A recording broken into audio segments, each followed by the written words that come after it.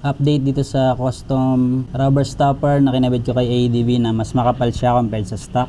After 1 year na paggamit ko sa kanya. Baba ko muna yung motor, tapos side stand natin.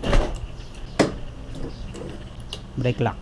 Position niya, ganun pa rin, hindi nagbago yung positioning ng engine hanger. Nakadikit yan doon, yung ilalim na stock na rubber stopper kapag nakababa yung motor. Ayan yung tamang positioning ng engine hanger. Tapos ito yung pinakamalaki yung gap. Pansin nyo, dikit siya, pero hindi siya pit-pit na pit-pit. May konting space pa siya dito. Tapos wala pa rin siyang kaldag hanggang ngayon kahit mabilis yung bagsak mo galing humps. Hindi tumatama yung engine hanger dito sa may chassis mismo. Yung kasi yung nagiging problema kapag stock, pag mali yung positioning nito ang engine hanger. Kailangan kasi nakadikit yung ilalim doon sa kabilang side ng chassis. Kasi ito may gap dapat. Ginawa ko, nagpalit na ako ng mas makapal nga para mas malesen yung chance na magtama itong bakal dito. Engine hanger sa chassis. So far okay pa rin naman siya. Yun nga, walang kaldag ako nararamdaman. Tapos yung vibration same lang naman sa stock. Pagka naka center stand, mabibrate talaga kasi dikit na dikit dito.